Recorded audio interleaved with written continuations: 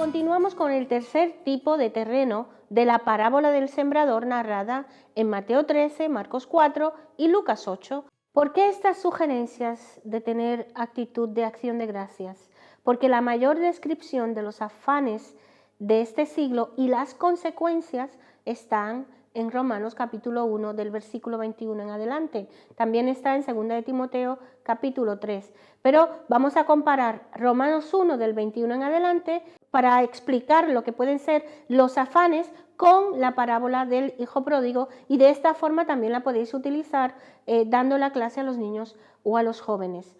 Vemos un ejemplo perfecto de los espinos ahogando la buena semilla de la A a la Z. Vemos aquí en Romanos 1, 21 en adelante, un principio y un fin, cómo termina toda esta historia, por dónde empieza y todo lo que ocurre en el medio. No podemos detenernos mucho en este aspecto porque no es el tema central. En otra ocasión lo vamos a hacer completo, pero así por encima para tener una idea. Y dice Romanos 1:21, pues habiendo conocido a Dios, no le glorificaron como a Dios, ni le dieron gracias. Y aquí es donde comienza toda esta retahíla de situaciones, de pecado, de maldad, de maldiciones y de consecuencias en la humanidad y a la vez en cada corazón. No glorificaron a Dios, no le honraron sus mandamientos, las razones por las cuales Él nos da mandamientos, ni tampoco dieron gracias.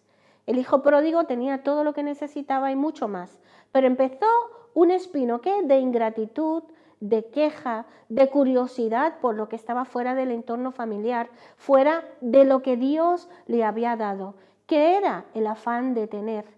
Crecía y crecía dentro de él y lo llevó a deshonrar a Dios y a su familia, como dice Romanos 1:21. Eva también tenía mucho más que el hijo pródigo: caminar con Dios, escuchar a Dios, todo lo que el hijo pródigo no tenía, pero igual ese espino de curiosidad, de saber lo que sentía, comer aquel fruto que Dios le había dicho que no, y la atracción por lo desconocido, esos espinos crecieron y ahogaron todo lo bueno que Dios le había dado tanto a uno como al otro. En ambos casos, el enemigo mismo desviando la mirada de todo lo bueno que Dios les había dado y todo lo que Dios les permitía disfrutar. Y sigue el versículo diciendo, sino que se envanecieron en sus razonamientos y su necio corazón fue entenebrecido. ¿Cuál era el razonamiento de Eva para acercarse a ese árbol? ¿Cuál era el razonamiento del hijo pródigo para marchar de casa y dejar a su familia tirada, ¿verdad? A su padre con ese sufrimiento, con ese dolor, ¿verdad? El corazón de un padre destrozado y además llevarse ilegítimamente un dinero que aún no era suyo y por el cual todavía no había trabajado. Su necio corazón estaba ¿qué? Entenebrecido, oscurecido, y eso es lo que nosotros intentamos evitarle a los niños y a los jóvenes cuando les enseñamos a dar gracias y a honrar a Dios y a glorificar a Dios. ¿Tenía motivos el hijo pródigo para dar gracias? O Eva, cientos de miles de razones según la parábola, pero se había oscurecido su capacidad de pensar bien. Sus oídos estaban en la dirección incorrecta. También Eva, una vez vio el fruto y se acercó al terreno donde estaba el árbol del bien y del mal, estaba ese pensamiento, esa idea, ese espino intentando ahogar todo lo que Dios le había dado. El primer paso de desobediencia fue acercarse al lugar prohibido. Luego, escuchar. En tercer lugar, entablar una conversación con la serpiente hasta llegar a comer del fruto.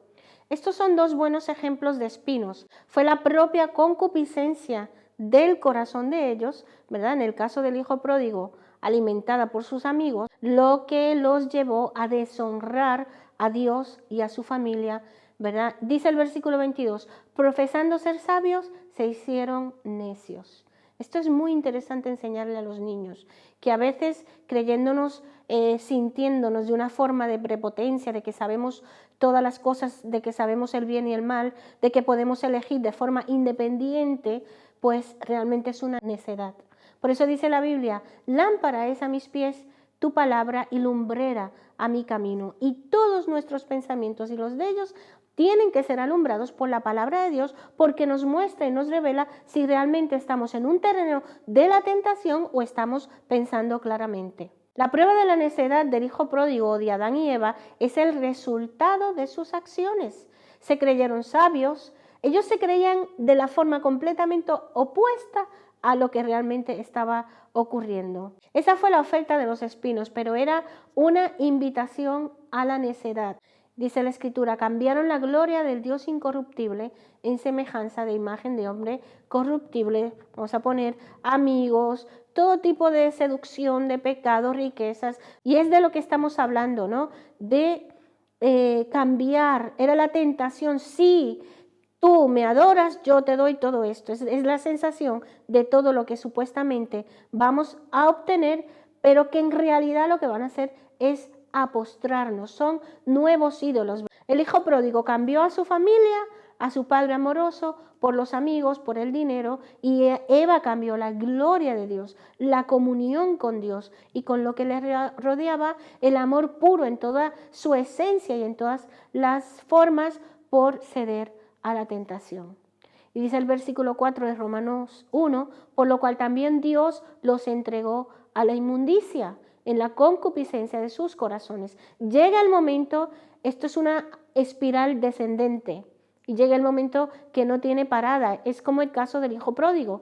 El padre no le ató a la pata de la cama o a un árbol para que se quedase con él, porque ya esto no tenía marcha atrás y él tenía que vivir su propia experiencia. Le tenía que dejar marchar, y en el caso de Eva no iba a aparecer un rayo para detenerla, porque Dios ya había dicho: de este fruto o de este árbol no comáis. En esta fase ya es una caída libre, descendente, ¿verdad? Pecado engendrando pecado, de modo que dice la Escritura que deshonraron entre sí sus propios cuerpos. Pero algunas cosas cambiaron la verdad de Dios por la mentira, honrando y dando culto a las criaturas. Y esta es la intención del maligno: seducir hasta postrar, hasta generar otros ídolos y hacerlos al final esclavos del pecado. Jesús pudo decir no, ¿verdad? Solo a Dios adoraré, solo ante Él me postraré.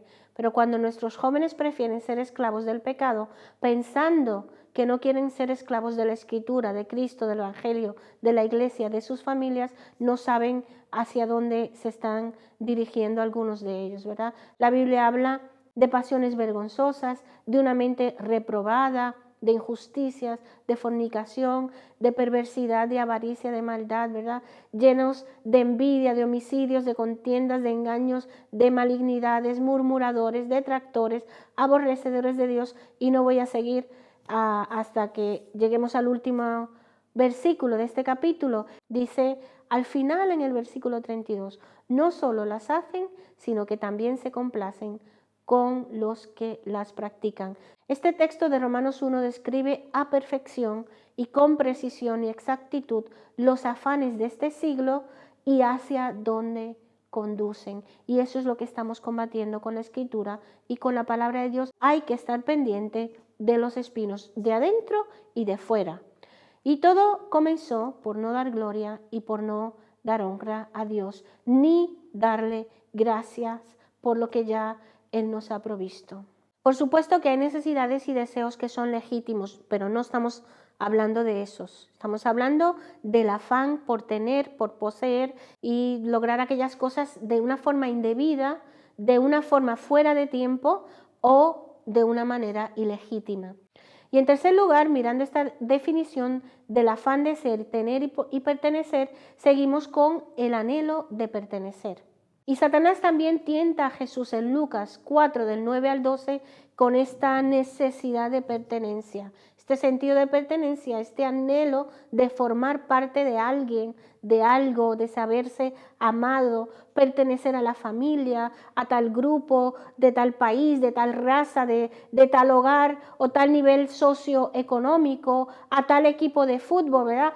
Todos tenemos esa necesidad de ser y de pertenecer. Y como dice Lucas 4, del 9 al 12, que Satanás, tentando a Jesús, le dijo: a sus ángeles mandará acerca de ti que te guarden y en las manos te sostendrán para que no tropieces con tu pie en piedra. Respondiendo Jesús le dijo: escrito está, no tentarás al Señor tu Dios. Y esto fue lo que le dijo Satanás a Eva: lánzate, come del fruto. Dios no te va a abandonar, más bien serás como Dios. Y debemos reconocer que es una sensación de control, de poder, de ser tu propio dueño, de independencia, de una falsa libertad. Esa idea de que no perderemos nada de lo que tenemos, de que no sufriremos las consecuencias si nos lanzamos a pecar. Esa idea de que vamos a salir al otro lado y de que no ponemos en riesgo a nadie, de que toda decisión es mía y que no le voy a hacer daño a nadie poniendo en riesgo los lazos familiares, los afectos y sobre todo la comunión con Dios. Y Jesús le respondió a Satanás: no tentarás al Señor tu Dios. ¿Por qué? Porque la protección está en obedecer los mandamientos de Dios y en creer lo que Dios ya ha dicho, no acercarnos al lugar de la tentación, no tentar a Dios en ese sentido, no salirnos de la protección de Dios, sino pensar que somos más fuertes. Y ahora vamos a dar ideas de cómo podemos enseñarle esto a nuestros niños y jóvenes. ¿Cómo podemos fortalecer el sentido de pertenencia en las escuelas dominicales, en la iglesia, para los niños y para los jóvenes? Número 1, no minimizar las consecuencias del pecado cuando estamos dando las historias bíblicas. A veces dejamos la historia en la desobediencia es mala, es mejor obedecer y seguimos con la historia, pero tenemos que llevar a los niños a que ellos vean las consecuencias del pecado en la vida de los personajes. A veces decimos, por eso no debemos pecar y ya cerramos la historia, o a veces decimos a Dios no le agrada, sin que ellos entiendan que Dios no quiere que suframos las consecuencias de estar engañados, ¿verdad? Debemos dejar claro que los mandamientos de Dios son para mantenernos cerca de Él, de su amor, de su protección, para que no caigamos postrados, como hemos dicho, frente a otros vicios, a otras cosas que nos pueden esclavizar, y mencionar explícitamente, dependiendo de las edades, las consecuencias de la maldad de cada una de las personas, utilizando el ejemplo de Eva, pues que vean todas las consecuencias que han habido, y utilizando la historia del hijo pródigo, no dejarlo en, por eso hay que obedecer, no, vamos a contar exactamente, dependiendo de la edad, repito, qué cosas fueron las que ocurrieron y cuáles fueron las consecuencias, y que de eso era lo que Dios y su Padre le querían proteger. En segundo lugar, otra cosa que podemos hacer es enseñarles los yo soy de Dios, ¿verdad? Personalizados. Estamos hablando de la necesidad de pertenecer. Entonces, podemos enseñarles: yo soy tu Salvador, yo soy tu buen pastor, yo soy tu proveedor, yo soy tu padre, soy tu roca fuerte, ¿verdad? Enlazar al niño con Dios, con lo que Dios es para él. Soy tu sombra a tu mano derecha, soy tu guardador, e incluso por cada uno de estos temas o de estas ideas o de estas frases podemos meter ahí una historia bíblica y enseñarles durante varios meses o semanas, pues esto que Dios es para ellos, para atarlos y unirlos con quien es Dios, como alguien que les quiere proteger y que quiere ser para ellos el único Dios, porque es quien puede salvar, guardar, proteger, amar. En tercer lugar, exaltar a Dios y a la persona de Jesucristo por medio de las historias bíblicas que les narramos. Esto lo digo en todas las fases de la parábola del sembrador, porque los niños y los adolescentes admiran a las personas fuertes y seguras de sí mismos, y Dios lo es, ¿verdad? Dios lo es en su totalidad. Repito, Jesucristo estuvo en un pesebre, en una cruz, pero no se ha quedado en ninguno de esos dos lugares. Y es importantísimo que los niños sepan que se están enlazando, que los estamos enlazando, que ellos son hijos de aquel que es todopoderoso, que reina y vive por los siglos de los siglos, que es el gran vencedor. Así que si estuvo en una cruz y nació en un pesebre, fue también un acto de su propia voluntad, del dominio que él tenía de hacer lo correcto, del amor tan profundo que él tenía, pero es el gran vencedor, es el gran rey, el victorioso, el fuerte y valiente, y debemos dejar de proyectarlo permanentemente como aquel niño o aquel crucificado que necesita que vayan ellos a ayudarle. Y así también provocamos en ellos ese anhelo de ser parte de Cristo Jesús, que es el verdadero y único héroe. En cuarto lugar, debemos resaltar en la historia lo que Dios hizo por el personaje o la historia bíblica del día, y que Dios lo va a hacer por ellos también. Por ejemplo, Jesús entró a Jericó a propósito para ver a Zaqueo. Otra cosa, Jesús mandó a buscar al ciego que estaba gritando y Jesús lo escuchó. Y también te escucha a ti cuando clamas a Él, y también en cierto modo te manda a buscar.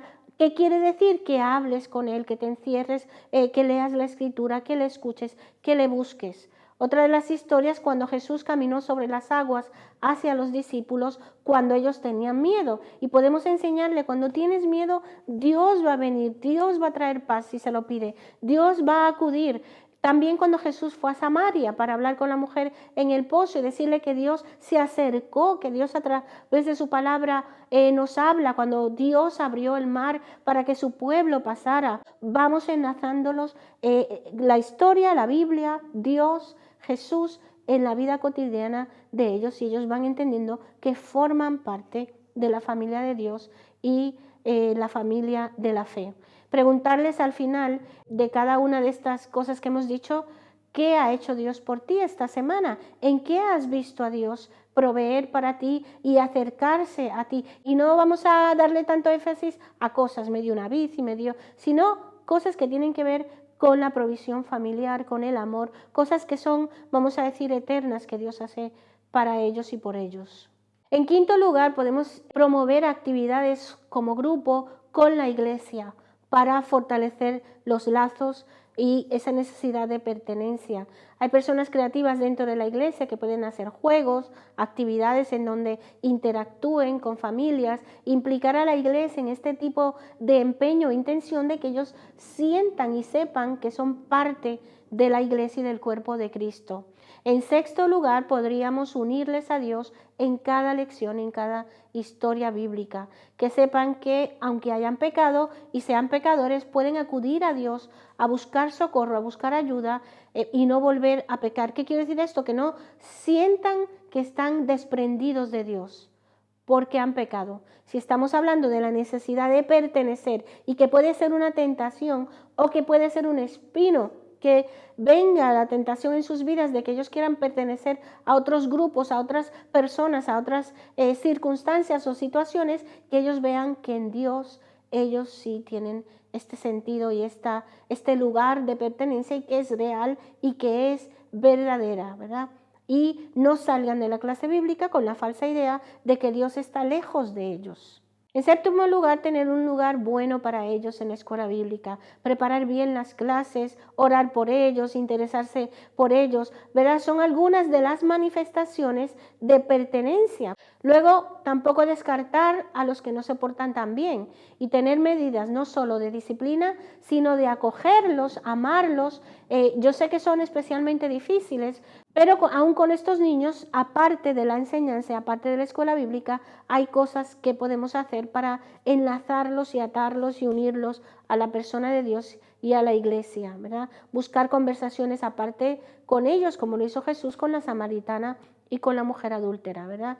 Lo que queremos dar es una idea de cómo fortalecer el interior de nuestros niños y jóvenes para vencer los espinos que crecen dentro de ellos y que tienen a su alrededor, y puedan combatir estos afanes, estas tendencias que, en mi opinión, hemos perdido el norte en cuanto a saber cuáles son los espinos que van ahogando la semilla y la palabra de Dios. Luego nos echamos las manos a la cabeza y decimos, ¿pero qué pasó con este niño, con este joven que estaba en la iglesia, que respondía bien? Pero es que cuando vinieron los espinos, ahogaron la palabra.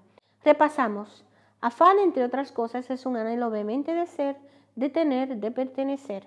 Quién soy, a quién pertenezco, qué tengo, son las entradas por las cuales el enemigo tienta y por las cuales el mundo atrae basándose en unas necesidades que son legítimas y reales. Satanás no tentó a Cristo por cosas ilegítimas, la necesidad de ser, de pertenecer y de tener. Hemos estado frente a 3 casos hablando de la parábola del sembrador y en los 3 casos oyen la palabra. Lo que me hace pensar que no está hablando de gente de fuera, de gente que no ha escuchado el Evangelio, está hablando de los que oyen la palabra. Dice, la primera que fue sembrada junto al camino, oye pero no entiende, o sea que el malo arrebata la semilla. En segundo lugar, la que fue sembrada en pedregales y oye, pero al venir la prueba tropieza la palabra y al llegar la aflicción y la persecución se seca esa plantita. Y en tercer lugar, que es la que hemos visto hoy y la vez anterior, la que fue sembrada entre espinos, que es el que oye la palabra, pero el afán y el engaño de las riquezas ahogan la palabra. Todos escuchan la palabra y en todos se siembre la semilla, pero dice la Biblia claramente que viene el diablo y quita de su corazón la palabra. ¿Para qué? Para que no crean y para que no se salven. Y aunque se refiere a distintos estados de terrenos, es como si el enemigo dijese, si no logro endurecer el corazón de un niño o joven para que no penetre la semilla, entonces voy a poner pedregales para que tampoco eche raíces la semilla, y si no logro eso y esa tierra puede dar buen fruto, pues pongamos espinos, malas hierbas, afanes, engaños, y que no dé fruto la semilla, que es la poderosa palabra de Dios, pero siempre con un mismo y único fin, que la semilla, que la palabra de Dios no cumpla su efecto, su poder sanador, transformador, regenerador y finalmente resulte en la salvación de cada uno de ellos y, como hemos visto en la Escritura, en la de muchas personas. Por eso ninguno de los que enseñamos a niños y jóvenes debemos simplificar, entretener o minimizar lo que ocurre mientras enseñamos la palabra de Dios. Añadiríamos para terminar la importancia de orar por ellos, de clamar, de hacer lo mejor posible, de preparar bien las clases y también por nosotros mismos para que Dios nos dé ternura, nos dé amor, la capacidad de comprender, de discernir, de entender, para tener destreza a la hora de sembrar esa semilla para que penetre bien y profundice en esos corazones a pesar de todos los obstáculos que puedan existir. Y que como consecuencia sigan tropezando en la misma piedra vez tras vez y nunca puedan llegar a la estatura de Cristo y mucho menos santificados para la obra del ministerio, para edificar la iglesia, el cuerpo de Cristo aquí en la tierra que espera por nuestro Señor Jesucristo. Que el Señor les bendiga mucho.